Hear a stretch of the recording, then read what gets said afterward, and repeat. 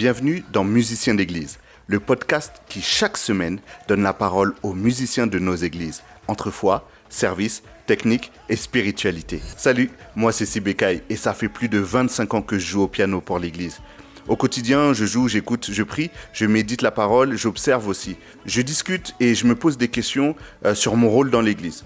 Ce podcast, c'est ma manière à moi de donner la parole à tous ceux qui, comme moi, servent l'église au travers de leur musique. Alors que tu sois choriste, directeur de louange, musicien, chef de chœur ou simplement curieux, sois la bienvenue. Installe-toi confortablement, on va discuter ensemble et si ce n'est pas déjà fait, abonne-toi pour ne rater aucun des prochains épisodes. Et partage sur Instagram ce qui t'a parlé aujourd'hui en taguant @musicien d'église. Le tout au singulier. Ah oui, surtout, n'hésite pas de laisser un commentaire et donne-moi la note maximale. Ça me donnera la force pour continuer. Super. Bah voilà, on est dans un nouvel épisode de Musiciens d'église. Je suis vraiment content d'avoir mon invité aujourd'hui. C'est un invité qui me tient beaucoup à cœur. C'est mon frère. On a grandi ensemble, on a fait de la musique ensemble, on a fait plein de choses ensemble. Et c'est vrai que de prime abord, j'ai pas forcément pensé à toi.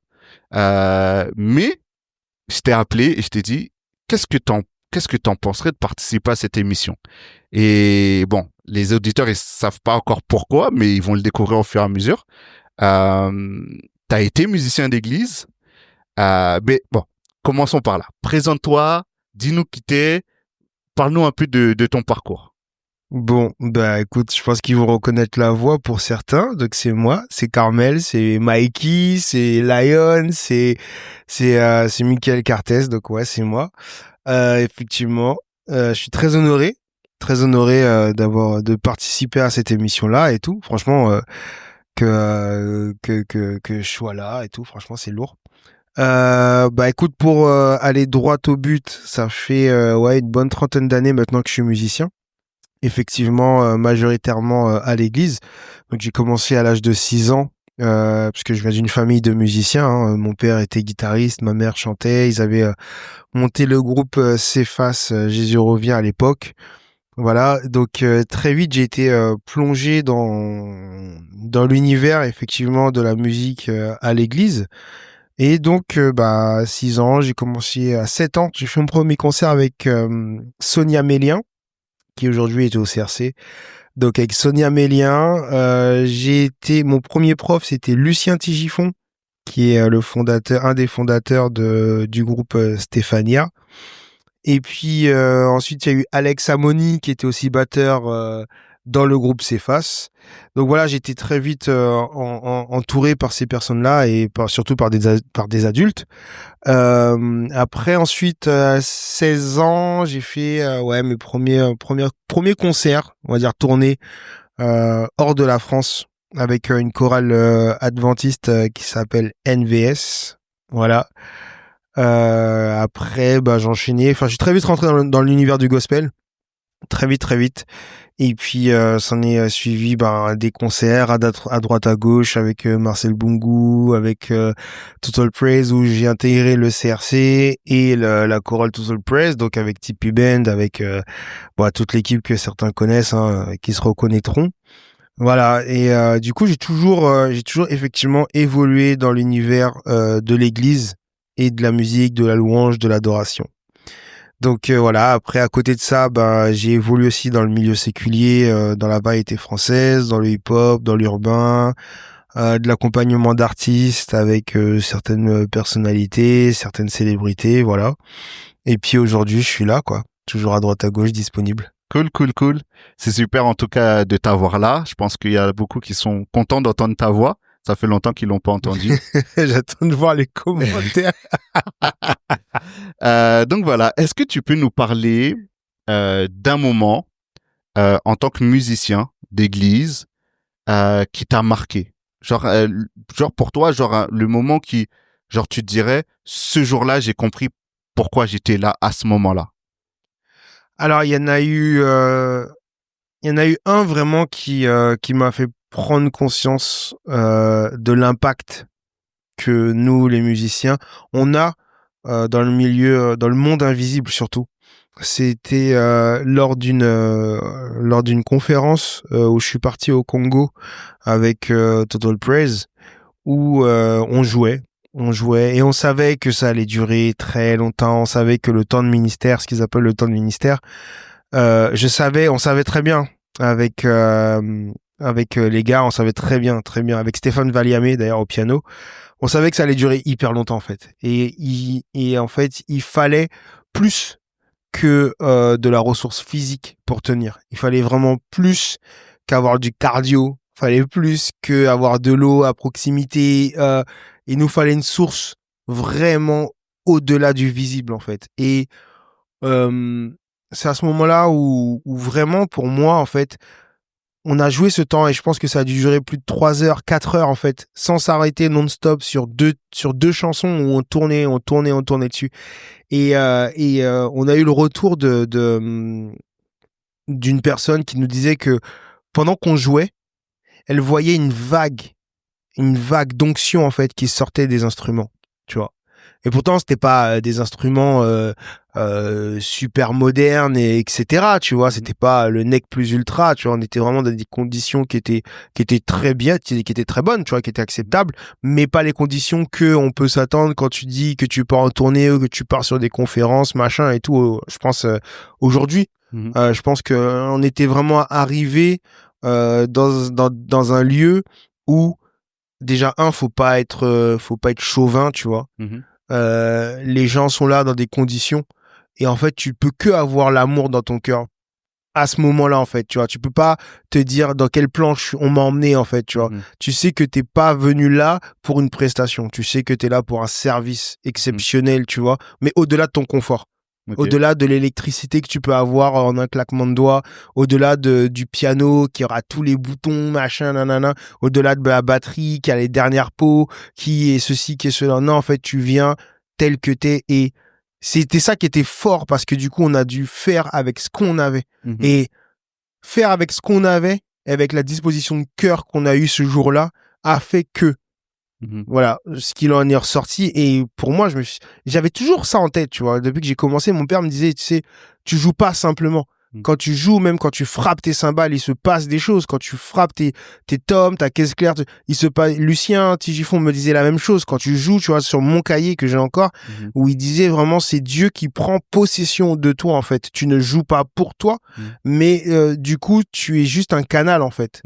Et vraiment des années plus tard, tu vois, je dis ça, j'avais quoi, peut-être 12 ans quand il m'avait dit ça. Et là, je me retrouve là, cette année-là, au Congo à jouer. Tu te rappelles quelle année? C'était 2000, allez, 15, je pense. 2015, ouais, okay. ouais, 2014, 2015, je pense, quand je suis parti. Ah non. Attends, que je te dise pas de bêtises. 2011, 2012, ouais. Okay. Un truc comme ça. Ça marche. Parce que Kimmel était pas encore là, il me semble. Ouais. Okay. Et du coup, voilà. Kimmel, c'est ton fils, pour mon préciser. Fils, pardon, le premier. Le premier des 5. Le premier sur 5 pour ceux qui n'ont pas la mise à jour. Mais ouais. Et du coup, et tu vois, des années après, comme ça, tu vois, voilà. Et je me retrouve là et on me dit que tout ce que je pensais depuis que j'étais gosse, c'est vrai. Que en réalité on voit des vagues d'onction qui sortent de l'instrument quand tu joues. Pas parce que tu joues bien, mais parce que tu as une disposition de cœur où tu es aligné. Tu vois, comme on dit, les planètes sont alignées. Et là, c'est pareil, en fait. Quand t'es aligné, que t'es au service et que tu te mets simplement en tant que musicien, mais en tant que serviteur, en tant que juste canal par lequel va couler des bénédictions et l'onction. Et voilà ce qui peut arriver. Donc ouais, ça a été un moment très très fort ce jour-là. Ok, cool. On le sent quand tu le racontes, on sent comme l'émotion qui remonte. Ouais, c'est des trucs de fou, ça. Ouais. Et donc, du coup, y a un truc qui m'intéresse dans ce que tu dis. Tu parles des conditions dans lesquelles tu as joué. T'avais pas la dernière batterie avec les 40 tomes, plus les pads et tout ça, machin. C'est sûr. Pour toi, c'est quoi le plus important en tant que musicien? Qu'est-ce qui fait que tu vas bien pouvoir, je vais utiliser le mot performer, c'est pas le performer, mais comment tu vas pouvoir, qu'est-ce qui te met dans les meilleures conditions pour pouvoir t'exprimer avec ton instrument? C'est mon état d'esprit. Ok. C'est-à-dire que effectivement l'aspect technique joue un grand rôle. effectivement, si tu me mets sur un siège où je suis pas du tout confortable, ça va influencer physiquement, ça va influencer mon jeu et potentiellement émotionnellement aussi, ça va me mettre dans un inconfort et dans une disposition qui n'est pas forcément très propice à ce que la performance soit à la hauteur de ce que tu veux ou de ce que je voudrais. Quand tu me dis ça, j'ai la rêve du mec qui joue à la batterie qui tombe parce que son siège était pas stable. C'est ça. Moi, ça m'est arrivé. Mais bon, ça, c'est autre chose. C'est moi qui ai fait la bêtise de mal regarder derrière moi. Okay. Mais ouais, tu vois, dernièrement, je suis arrivé sur une presta, il y a peut-être 2 semaines et demie. Je suis arrivé sur une presta où, effectivement, on m'assure que la batterie, elle est complète, qu'il y a tout, etc. Effectivement, il y avait tout. Mais il y avait tout. Mais le siège, par exemple, c'était pour mon gosse pour un de mes enfants, tu vois. Du coup, t'étais assis trop bas, je me suis même, et tout. Tu sais, on a regardé le siège. Heureusement qu'il y avait un autre batteur qui était là et qui m'a dit, tu sais quoi, vas-y, prends mon siège parce que ça, c'est pas possible, tu vois. Il aurait très bien pu garder son siège et dire, écoute, tu te débrouilles, tu vois. Mais même là, tu vois, même là, quand j'ai vu ce siège-là, je me suis dit, écoute, ça va être cool. Ça, en fait, moi, j'ai toujours été habitué et c'est comme ça qu'on m'a appris aussi à jouer. C'est-à-dire que, quel que soit ce sur quoi tu arrives, ça ne doit pas influencer ta qualité ou ce que tu penses de toi ou de la manière dont tu dois faire les choses, en fait. Tu vois, j'ai une image de toi qui joue à la batterie avec des stylos. Ouais. Et j'ai même joué au Bizart à l'époque c'était l'Opus Café, mais au Bizart, j'ai même joué avec des cuillères en bois avec Boom parce que j'avais oublié. Ouais, je te jure, on allait en cuisine pour aller chercher des cuillères en bois. Ouais, et c'est exactement ça. C'est-à-dire que et voilà, moi j'ai appris comme ça. Je sais que c'est pas évident pour tout le monde, mais je pense que réellement, si ton mindset est vraiment focus sur toujours optimiser les choses et limite le voir comme un challenge, tu vois. Et en réalité, ça se passe. Et justement, c'est là où c'est hyper impressionnant de voir que ton état émotionnel, quand il est toujours focalisé sur la bonne chose, en tout cas, tu vois, sur l'objectif, tout ce qui se passe autour devient tout petit. En fait, je pense que... Et inabordable. En fait, ce qui se passe, c'est que beaucoup de gens pallient leur talent par le matériel, par la technique, tu vois. Alors que c'est l'inverse, en fait. Tu devrais avoir un jeu qui est le tien, être capable de jouer, peu importe les conditions. Donc ça veut dire, en fait, le matériel, il est là pour sublimer ce que tu sais faire. Exactement. Pas pour compenser tes carences, quoi. En gros, quand tu joues, t'as une signature. Et cette signature-là, en fait, elle doit être présente et tu dois savoir l'imposer, quelles que soient les conditions. C'est-à-dire que ça soit le chanteur, c'est pas parce que t'as un SM58 ou demain un Shure ou je ne sais pas quel. C'est la seule référence que je connais, ça. Ok, voilà. C'est déjà ça. Mais bon, t'en as 2. Voilà, ok. Donc voilà. AKG, comme ça, on n'a pas. Voilà. Ok, on n'en parle plus. C'est pas parce que le micro est tel, parce que c'est un sans fil ou parce que c'est un filaire ou parce que c'est un bêta. En fait, ta signature vocale, c'est toi, pas le micro. Le micro, lui, il est juste un outil qui permet de diffuser justement au plus grand nombre ta signature. Mais même a cappella, en fait, ta signature vocale, elle doit être là, en fait. Et c'est ce que je dis beaucoup je disais beaucoup à des musiciens. C'est-à-dire que, gars, en fait, quelle que soit la batterie sur laquelle tu vas jouer, ton intention, ta volonté, la frappe, ce que tu vas dégager, l'énergie que tu vas mettre dedans, doit être supérieure au matériel.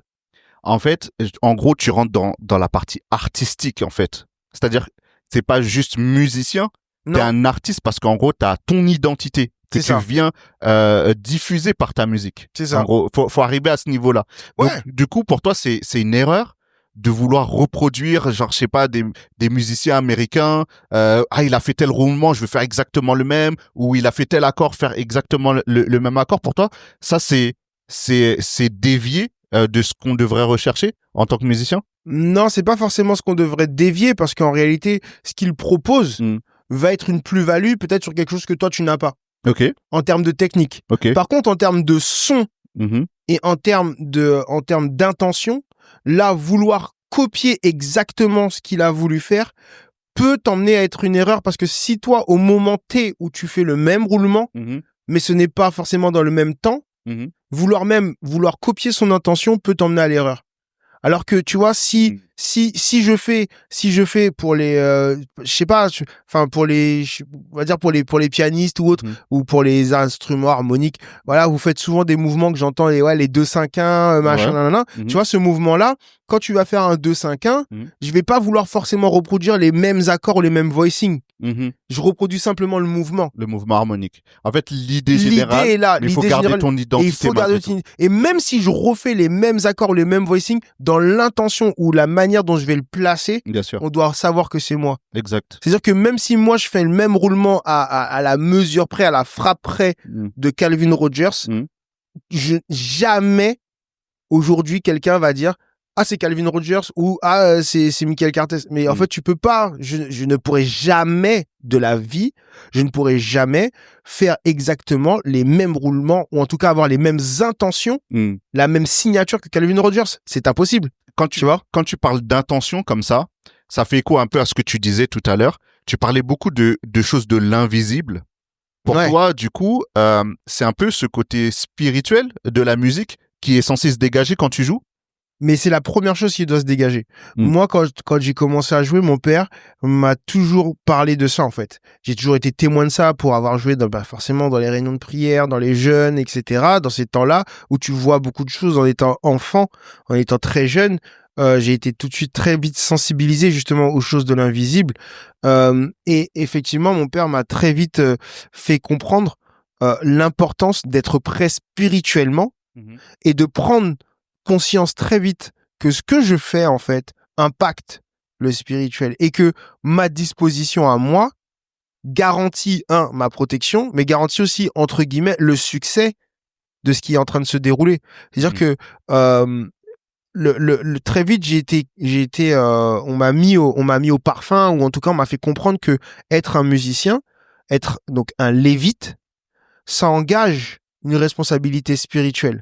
Et ça demande justement une rigueur spirituelle et une conscience que lorsque je joue, je ne viens pas juste jouer d'un instrument pour les chanteurs qui sont devant et moi je suis en backup. Non, en fait, on livre un combat. Et ce combat-là spirituel, il est autant pour les musiciens que pour les chanteurs, que pour le prédicateur, que pour n'importe quel serviteur qui se trouve sur l'estrade à ce moment-là, en fait, ou dans un temps après ou avant. Et du coup, effectivement, la partie spirituelle, pour moi, est primordiale avant même d'avoir une bonne technique ou d'avoir un groove exceptionnel ou voilà les aptitudes qu'on demande. Si déjà, spirituellement, tu prends conscience du combat dans lequel tu vas là où tu vas, tu t'engages. Je pense que déjà, si ça, on prenait conscience, il y a beaucoup de personnes qui joueraient pas. Ok. On parle sans langue de bois. Hein. Ouais, mais ici, on est libre de voilà, dire les moi choses. je le dis. Ouais. Moi le premier. Il y a plein de choses où je prends conscience aujourd'hui de ce que mon père me disait, tu vois. Et effectivement, si tu prends conscience réellement de ce dans quoi tu t'engages quand tu montes sur scène pour prendre le micro ou pour jouer, pour prendre ta basse, pour prendre ta guitare, même pour jouer la percu, ton triangle ou même juste faire les séquences aujourd'hui, en réalité, ouais, tu verrais que c'est ça qui prime en premier. Et ton instrument, en réalité... Ok. Voilà. Du coup, ça m'emmène à la question. Pour toi, c'est quoi un musicien d'église? Est-ce que c'est un musicien comme n'importe quel musicien, juste c'est sa localisation qui change, il joue dans l'église plutôt que jouer ailleurs, ou est-ce que ça fait du musicien un musicien apparent, différent des autres? Alors, pour moi, le musicien d'église, c'est un musicien, si on prend vraiment de manière vraiment au sens propre de ce que tu dis, hein, le musicien d'église, pour moi déjà, ça veut dire que ça sous-entend que c'est vraiment le musicien qui ne va jouer que à l'église. D'accord. Tu vois, ça veut dire que pour moi, en fait, oui, il est vraiment à part, vraiment comme les Lévites. Enfin, moi, j'ai étudié vraiment le livre de Lévitique, les Lévites, qui était ce peuple mis à part et consacré, les souverains sacrificateurs, etc. Tu faisais pas n'importe quoi en fait, tu vois. Et effectivement, je pense que un musicien d'église qui ne fait que ça, il doit bosser autant sa technique et son instrument, mais encore 2 fois plus son potentiel spirituel. Ok. Parce qu'il faut vraiment être armé pour ça, en fait. Mhm. Et quel que soit, vraiment, hein, mais quel que soit le matériel que t'as, Mhm. qu'il soit performant ou pas, Mhm. qu'il soit beau ou pas, qu'il soit de dernière génération ou pas, Mhm. si tu joues vraiment le musicien, pour moi, le musicien d'église, Mhm. qui ne fait que ça, doit bosser vraiment autant la partie spirituelle, si ce n'est plus, Mhm. que la partie technique. Pour toi, c'est quoi le pourcentage spi et technique? Genre, pour toi, apparemment, le spirituel, ça serait plus que la technique. Ça serait combien? 70-30, 60-40? Ouais, pour moi, on est vraiment sur un 70-30. Ok. On est vraiment sur un 70-30, en Mhm. fait. Parce que prier, Mhm. méditer, tu peux le faire partout au taf. Mhm. Même quand t'es au taf, tu vois. Ouais. Par contre, je parle pour les personnes qui travaillent, hein. Oh, ouais. Par contre, travailler ton instrument, tu le travailleras jamais, enfin, sauf si tu fais que ça, Mhm. tu ne travailles pas à la même échelle Mhm. que ta partie spirituelle que tu peux faire tout le temps, en fait. Ouais. Tu vois. Par exemple, moi, je prends mon cas, je travaille et je joue. Mhm. Bah, c'est illusoire de croire que quand je suis au boulot, j'ai des baguettes constamment dans ma poche et qu'à Mhm. ma pause, je vais passer 45 minutes de pause que j'ai à faire des rudiments, etc. Ouais, ouais. Par contre, prier, méditer, jeûner, etc., ça, je peux le faire tout le temps. Yes. Je n'ai aucune limite par rapport à ça, tu vois. C'est Ok. vraiment ce ratio-là. Tu as toujours rêvé de jouer du piano et de comprendre la musique, mais tu ne sais pas par où commencer? Bonne nouvelle! La formation de novice à débutant en 30 jours est faite pour toi. En 30 jours, à raison de 15 minutes par jour, tu vas apprendre toutes les bases. Te repérer sur le clavier. Comprendre les accords, les gammes, les tonalités. Et même jouer 4 chansons d'adoration, étape par étape. Pas besoin d'avoir fait le conservatoire. Cette formation est pensée pour les personnes qui partent de zéro. Et tout ça pour un prix accessible à tous. Tu veux commencer dès aujourd'hui? Rends-toi vite sur Instagram @medwalador. Tous les détails t'y attendent. C'est l'occasion que tu attendais pour enfin apprendre à jouer au piano. Ok. Et du coup, parce que à chaque fois, tu précises musicien d'église qui ne fait que ça. Donc moi, ça Ouais. m'amène sur le terrain et les musiciens qui ont commencé à l'église, qui Ouais. jouent des fois même encore maintenant à l'église, Uh-huh. mais qui font pas que ça, qui Ouais. jouent ailleurs. C'est quoi ton point de vue? C'est quoi ton avis sur le sujet? Moi, j'ai déjà eu cette discussion-là avec d'autres musiciens et on en est arrivé à cette conclusion. Moi, j'ai été un musicien d'église. Ok, tu me D'accord. connais, on a joué ensemble, on a évolué ensemble, on a servi ensemble, on sert toujours quand il faut ensemble et ça bougera jamais. Et j'ai aussi une période de ma vie où j'ai arrêté de jouer à l'église et j'ai joué dans le séculier. Ouais. D'accord? Je dis séculier parce que moi, j'aime pas dire jouer dans le monde. Ok? Oui, c'est le côté genre musique sacrée, musique séculière. Genre, voilà. c'est pour Dieu ou c'est pas pour Dieu. Voilà. Ah, ok. Ok? Juste que j'aime pas trop le terme jouer pour le monde parce que je trouve que ça fait un peu péjoratif, un peu trop condamné, un peu, tu vois. Voilà. C'est dans le jugement, quoi. C'est un peu dans le jugement et j'aime pas ça. Ok. Parce que j'ai appris beaucoup aussi Bien du sûr. séculier, Mm. voire beaucoup plus, des fois. Ok. Des choses qui m'ont surpris dans le séculier par rapport à l'église. Ouais. Et ça, on le sait. Mm. Donc, du coup, pour moi, on en arrive à cette conclusion-là. Je pense que c'est un appel. Mhm. T'as des gens qui sont appelés à œuvrer que dans l'église. Ok. T'as des gens qui sont appelés à pouvoir œuvrer à la fois à l'église et dans le séculier. Ok. Il y a de la place pour tout le monde Mhm. tant que chacun sait rester à sa place. Ok. Et sait où est sa place. Ok. Donc, moi, mon avis là-dessus, c'est que j'en ai un, Mhm. c'est ça. C'est que tout simplement, il est possible pour moi d'être Ça à la dépend fois... des gens, quoi. Ça dépend de ton appel. Mm. Ça dépend de ton appel, ça dépend des gens, ça dépend de ce à quoi tu aspires. Mhm. Parce que aujourd'hui, ton travail peut être dans l'artistique, Mhm.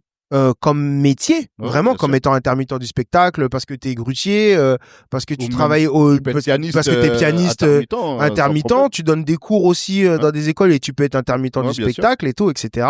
Mm. Et à côté de ça, bah, tu joues et tu œuvres à l'église. Donc si tu veux, tu restes toujours dans le même domaine, sauf qu'il y en a un, c'est le job alimentaire, Mhm. je dirais comme ça, Ouais. et l'autre, c'est le job spirituel, qui Ok. t'alimente spirituellement. Vas-y. Je t'ai coupé? Non, c'est Ok. bon. Parce que moi, par exemple, je me rappelle d'une époque, je citerai pas de nom exprès, mais il y a des frères qui disaient, moi, en fait, je veux aller jouer dans le monde parce que qui va aller gagner ces musiciens-là qui jouent pour d'autres artistes, qui va aller toucher ces artistes-là. En gros, moi, en gros, en tant que chrétien, je sais que je suis chrétien et quand je vais faire mes prestats, en fait, je viens apporter mon témoignage parce que c'est aussi une façon pour moi de pouvoir gagner ces gens-là à Christ. Ok. Qu'est-ce que t'en penses, toi? Moi, je suis d'accord. Moi, je suis OK. Moi, tu sais, aujourd'hui, je suis OK avec beaucoup de choses. Mais en vrai, c'est dans les faits que tu me prouves les choses. Moi, tu me le dis, c'est... On reconnaît un arbre à son fruit. Ah, donc, c'est ça. Moi, tu peux me dire que tu vas aller en boîte de nuit pour aller sauver des âmes. Il n'y a pas de pétard, frangin, tu connais. Mais après, voilà, les photos sur Insta, sur Snap parleront d'elles-mêmes. Les stories parleront d'elles-mêmes. T'as capté? Non, en vrai de vrai, je suis pas contre l'idée. Je suis pas contre la démarche. Maintenant, et je reviens à ça en fait, est-ce que la personne qui dit ça, est-ce qu'elle le dit vraiment après avoir été éprouvée? Est-ce qu'elle a éprouvé sa vision? Ou est-ce qu'elle le dit dans un élan de vas-y, je vais pour conquérir le monde, nanani, nanana? Ou est-ce qu'elle se le dit très concrètement? Est-ce qu'elle se le dit simplement pour mettre de la paillette aux yeux, pour aller vraiment au final, au fond de son cœur, aller jouer dans le séculier? Parce que t'as des gens qui auront besoin d'aller dans le séculier parce qu'ils ne retrouvent pas ce qu'ils ont besoin à l'église, que ça soit en termes de matériel, que ça soit en termes de technologie, que ça soit en termes que ça soit en termes de sensation, que ça soit en termes de reconnaissance, que ça soit en termes de tests aussi pour savoir où est-ce qu'ils en sont, tu vois. Ils ont besoin d'aller dans le séculier parce qu'ils ne retrouvent pas à l'église. Sauf qu'ils savent très bien que ils savent très bien que s'ils s'amusent à dire ouais, je vais aller jouer pour un tel, un tel artiste, tel groupe, ils vont se faire buter par le pasteur ou par les anciens ou par des membres de l'église ou par des membres même du groupe de louanges. Donc ils sont obligés d'amener malgré eux des arguments qui malheureusement sont faux. Ou que même eux, ils arrivent à se convaincre qu'ils y vont pour ça, avec toute cette bonne volonté, mais ça tient pas la route. Parce que même si moi j'en connais des musiciens, qui sont arrivés dans le milieu séculier avec plein de bonnes intentions en disant voilà, moi je fais du gospel, vas-y, tiens, je vais dans ton milieu, tu viens dans le mien, c'est donnant, vas-y, je te fais découvrir et tout. Et mais dans le temps ça dure pas parce que frérot, après on te voit dans des bails bizarres. Et au final, c'est toi qui as été happé. Tu vois?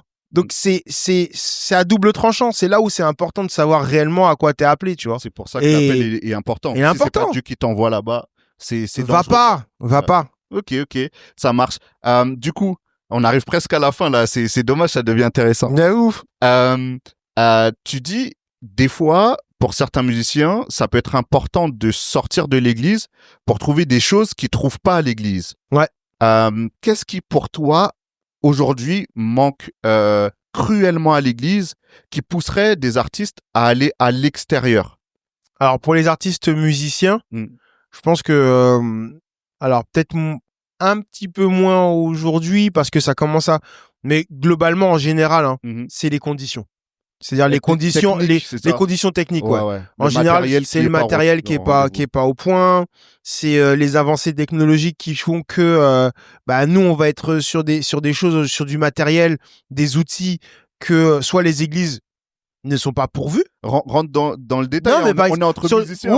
C'est clair. C'est clair. Moi, tu vois, par exemple, sur tout ce qui va être séquence, tout ce qui va être voir avec les directeurs de louanges. En fait, il y a un premier conflit, c'est la mentalité, l'intégration et la notion de compréhension de la musique aujourd'hui, comment elle a évolué, ce qu'elle demande. Il y a toujours eu pour moi, il y a toujours cette fracture et ce conflit entre ce que les églises veulent et ce qu'ils mettent aussi à disposition pour obtenir ce résultat-là. Ils mettent les moyens de leur politique. Exactement, en fait. Et que ça soit au-delà même financier et matériel, déjà dans la considération de la musique, ils ont un problème avec ça. Donc, combien de fois on s'est retrouvés, nous, en conflit avec les directeurs de louanges ou avec les pasteurs parce qu'ils veulent, ils ont entendu un CD, ils veulent telle louange, machin. Mais quand tu leur expliques que ce que tu fais, c'est tel style, il faut une deuxième caisse claire. Mais là, on n'a pas le budget. Mais au-delà, même leur dire, OK, tu veux telle musique, mais il faut que je joue à tel volume. ouais, c'est trop fort, ah non, mais on n'a pas besoin de tout ça d'instruments, ah, on n'a pas besoin de remplir, il y a trop d'accords, il y a trop de volume. Oui, mais c'est ce que t'as entendu dans ta voiture et t'étais en train d'adorer dessus, en fait, et c'est ce que tu veux dans ton église. Donc, en vrai, laisse-moi le faire. Ouais. Sinon, me le demande pas. Ouais. Ou alors, mets le CD et vas-y, tranquille, on est en calme. Ouais. Tu vois? Donc, il y a déjà ce conflit-là qui fait que dans le séculier, tu l'as déjà. Ouais. Qui va se plaindre du gros son? Tu dis, voilà ma backline, je veux ça. Ça arrive Tu sur vois scène, on t'a mis ce que t'as besoin. Aujourd'hui, au bon endroit. c'est ça. Ouais. Moi, je me rappelle qu'à l'époque, la première fois qu'on m'a dit, ouais, fais ta fiche technique et tout, j'ai dit, quoi? Fais une fiche technique, c'est quoi ça? Après, on m'a dit, t'as la batterie que tu veux, tu choisis la batterie. Je dis, comment ça? Le Choisis modèle, quel pot, tout. J'étais égaré. Ouais. On m'a dit, choisis. On me dit, ouais, Michael Cartès, meilleur batteur de Paris, tatati, tatata. Mais quand on vient et qu'on me dit, fais une fiche technique. C'est pas faire. Fiche technique, je sais pas ce que c'est en fait.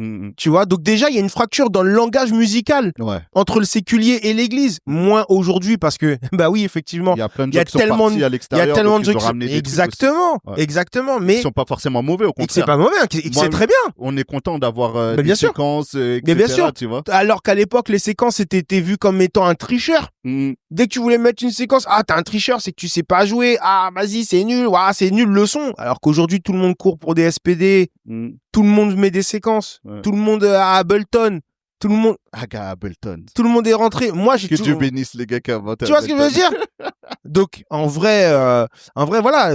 Merci aujourd'hui. Et c'est ça le problème. Tu vois? C'est que il y a des gars qui sont partis. Il y a des frangins qui sont encore dans le séculier et qui aussi œuvrent à l'église pour ramener ces avancées technologiques-là. Ouais. Et je trouve qu'ils sont mal récompensés.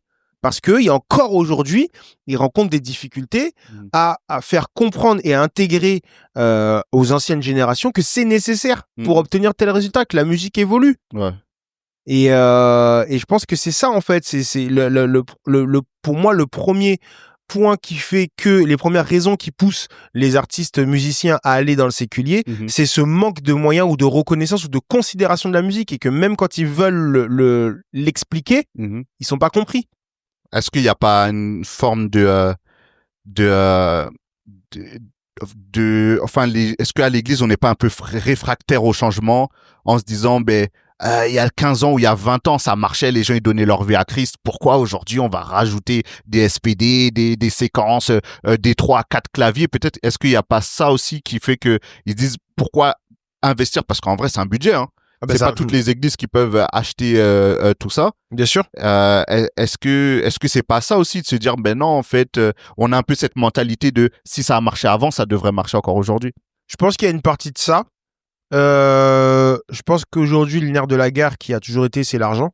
Donc l'argent dans l'église ça a toujours été un peu un sujet tabou et ça a toujours été un problème sur le fait de prioriser ou de savoir réellement où investir ses forces. Ouais. Je dis pas, alors je suis pas là pour remettre en question ou pour faire la propagande de investissez chez les musiciens, achetez-leur des cases à 3 000 €, des claviers à ne plus quoi savoir en faire, etc. C'est pas ce que je dis. Je dis juste qu'à un moment donné, il faut trouver un certain juste milieu et un équilibre. Et c'est vrai que la musique, les musiciens, ont souvent été laissés pour compte. Tu vois, ça dérange pas beaucoup de personnes d'aller taper dans le budget des musiciens pour l'investir ailleurs. Parce qu'on se dit, Dieu regarde avec le cœur. Mais est-ce que déjà il y a des budgets dans les églises? Il y a des églises où il y a même pas de budget. Hein. Déjà, tu vois, quand tu viens, on te regarde avec des grands yeux parce que t'es venu sans tes cymbales, sans machin. Tu dis, ouais, mais frérot, en fait, tu m'as appelé pour venir jouer. En fait, il y a pas ça chez toi. Ouais. C'est comment, en fait? Tu vois? Ouais. Donc, il y a déjà je vais pas dire ce manque de considération ou de reconnaissance parce que peut-être que mon mot serait peut-être un peu fort. C'est un peu fort, mais on n'est pas très loin. Ils réalisent pas forcément. Je pense que voilà, il y a un manque de connaissance. L'importance de ce que ça peut faire. Bien sûr. Et puis l'impact que ça engendre derrière. Et je pense qu'il y a toujours cette notion de se satisfaire du peu. Parce que du coup, tout de suite, on va mettre Dieu. Ah oui, mais Dieu fait. Ouais. Ouais, Dieu regarde au cœur, mais pas à l'apparence. Non, la réalité, c'est que t'as pas mis l'argent qu'il fallait pour que t'aies une bonne sono, pour que ça arrête de l'arsener. T'as pas mis l'argent qu'il fallait pour qu'il y ait suffisamment de retours, alors que les musiciens n'arrêtent pas de te dire qu'il leur faut des retours. T'as pas été faire un budget pour savoir que il faut des ears, qu'ils ont besoin d'un boîtier, qu'il a besoin de DI, qu'il a besoin de nouveaux câbles, de nouveaux jacks, qu'il faut investir dans des pots, qu'il faut investir dans un jeu de cordes. Que ok, tu veux que ton gars il vienne avec ses cordes, avec sa guitare, qu'il soit entretenu, etc. Mais dans ce cas-là, donne-lui un billet en fait, tu vois, parce que lui il donne sa dîme, mais il donne son offrande. Son offrande, il la donne à chaque dimanche où il est là et il vient et il joue sans regarder à quelle heure il va finir le culte. C'est son offrande à lui, hein. Ouais. Elle est là, son offrande. Il donne de son temps, il donne de son temps, il donne de son don, il donne de son talent. Tu sais pas combien de temps il a passé pour apprendre la liste des morceaux, pour les 20 titres, pour être aux aguets, pour suivre les indications. Tu sais pas combien de temps ça lui demande pour pouvoir être connecté, pour pouvoir suivre tes ordres, etc. Tu sais pas combien de temps que ça lui demande, en fait. Et lui, il te demande juste, écoute, tiens, un tel, ma corde, elle est pétée, est-ce qu'il y a moyen que l'église me paye un jeu de cordes? Et on va lui dire, non. Ouais. Ah ouais, ok. C'est comme si demain, lui, il vient, il dit, écoute, je joue pas. Ou écoute, je fais le minimum, j'apprends que 2 titres sur 30. Ou là il est 12h30, c'est bon, je me lève, je m'en vais. Et là tu vas lui dire quoi? Il y a moyen qu'il le prenne mal. Voilà. Et nous on en est arrivé. Moi j'en suis déjà arrivé à des extrêmes comme ça. Okay. Réellement, tu vois. Que ce soit sur des répétitions ou sur des cultes. Ou à un moment donné, ouais non, j'étais plus en accord avec tout ça en fait. J'étais en mode genre pas rebelle, mais j'étais juste en mode soyons sérieux les gars. Tu vois, tu veux quelque chose, je te le donne.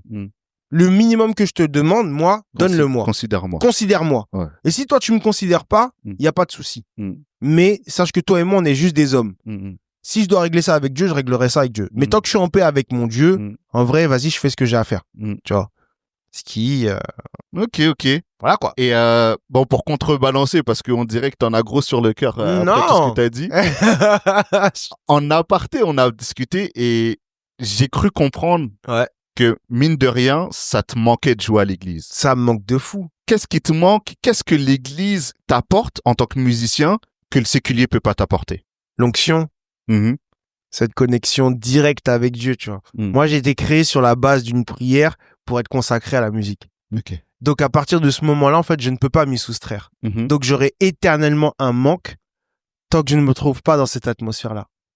Quand je vais dans une église, je pleure. Je pleure pourquoi? Je pleure parce que réellement, ça me manque de jouer. Tu vois. Ça me manque réellement de pouvoir adorer et louer Dieu à travers mon instrument. Ça me manque. Je vois. De fou. Tu vois. Maintenant, les raisons sont multiples et variables, et peut-être ça, ce sera l'occasion d'une prochaine émission. Ouais, je pense qu'il va falloir que je te fasse revenir. Mais en réellement, t'as beaucoup de choses à dire. Mais en tout cas, j'aspire réellement à pouvoir jouer de nouveau à l'église. Tu vois, même si c'est qu'une fois par mois. Ouais. Mais oui, j'aspire réellement. Et puis de toute façon, je resterai toujours un musicien de l'église, bien sûr. Mais est-ce qu'on peut vraiment utiliser pour mon cas à moi? Est-ce qu'on peut utiliser le mot musicien d'église? Non. Ok. Par contre, un musicien qui a une foi, oui. Ok. Voilà. Ok. Ça marche. On arrive à la fin. Yep. À la fin, je suis obligé d'écourter malheureusement. Bah oui. On va devoir faire un deuxième épisode. Tant mieux. Tant mieux. Ma dernière question, c'est si tu avais un conseil à donner à un gars qui se lancerait à la batterie aujourd'hui et qui voudrait servir dans son église, quels seraient les meilleurs conseils que tu pourrais lui donner aujourd'hui? Alors, j'aime pas donner de conseils, je donne mon avis, mais je vais donner un conseil. Le meilleur conseil que je pense que je pourrais lui donner, c'est de rechercher activement quel est son appel. Dans le sens où je m'explique, déjà justement, est-ce que sa place est exclusivement à l'église ou pas? Ok. Ensuite, le meilleur conseil que je pourrais donner, c'est de pouvoir mettre vraiment son don et son talent vraiment entre les mains de Dieu constamment, en fait. Okay. Et de considérer que chaque fois qu'il joue ou à chaque fois qu'il va jouer ou répéter ou apprendre un morceau, considérer son instrument comme une arme spirituelle. Okay. Et qu'il doit en prendre soin. Okay. Pas comme étant juste un outil. Okay. Mais ça doit faire partie, c'est sa partie à lui en fait. C'est vraiment, ça doit faire partie de toi. Ton instrument est ton armure. Ton instrument est ton fusil. Ton instrument est ton épée. Ton instrument est ta Bible. Ton instrument est ton moyen de communiquer. Lorsque je joue, je ne vais pas pouvoir chanter. Moi, je peux le faire, d'autres peuvent le faire. Mais il y a voilà, quand tu joues, c'est ton âme que tu mets dedans, en fait, tu vois. Donc, le conseil que je pourrais donner à un jeune musicien, batteur qui veut jouer à l'église, c'est ça, en fait. C'est rentre en connexion avec ton instrument. Pour que Dieu puisse te montrer, en fait, que chaque partie de ton instrument, tu dois la connaître par cœur. Chaque vis, chaque tirant, le grain de ta peau, les cercles, tu dois les connaître par cœur. Monter, démonter ton instrument, tu dois le connaître par cœur, comme si tu te lavais, en fait, comme si c'était ton corps. Et prendre conscience que cet instrument-là fait partie de toi. N'est pas juste un instrument que tu as envie de jouer ou que c'est un don, Dieu a dit que t'es... Non, en fait, prends conscience. À partir du moment où, en tout cas, tu veux œuvrer, à partir du moment où tu veux vraiment servir, sache que cet instrument-là doit être matin, midi et soir entretenu. Et doit faire partie. Que tu écoutes. Mon fils, voilà, un de mes fils, c'est ce qu'il est. Je ne lui dis rien. Mais j'ai aujourd'hui Noah, qui est un de mes fils, la batterie, c'est son âme. Et justement parce que c'est un enfant et qu'il est encore dans l'innocence, il ne vit que pour ça. Il peut se soustraire à toute distraction pour ne faire que ça pendant des heures, en fait. Et du coup, on le met sur cette voie-là. À prendre conscience que cet instrument-là, en fait, n'est pas juste un outil de passage ou juste un loisir ou un passe-temps. Non, il faut qu'il comprenne très vite que ça l'engage à prendre soin autant de lui que de l'instrument. Mais autant sur le plan spirituel que sur le plan matériel. Bien sûr. Donc, vraiment, un jeune batteur aujourd'hui prend conscience que ton instrument, c'est toi. Ok, super. Bah, merci, Mikey. Merci, Michael Cartes, Carmel, Layon, merci beaucoup pour ton intervention. Et puis, bah, on planifie déjà le prochain rendez-vous. Je pense qu'il faut aller thème par thème. Ça marche. Bah, merci à vous tous qui avez suivi. Et puis, on se retrouve la semaine prochaine pour le prochain épisode. Yep. Merci à toi d'avoir passé ce moment avec nous. J'espère que tu as appris des choses et que ça t'encourage à aller plus loin dans ton service. Si c'est le cas, abonne-toi, partage-le autour de toi. Et si tu veux témoigner ou me partager ton expérience, écris-moi sur Instagram, @musicien d'église. Je serai ravi d'échanger avec toi. Malheureusement, cet épisode touche à sa fin, mais on se retrouve très vite pour une nouvelle conversation entre musiciens d'église.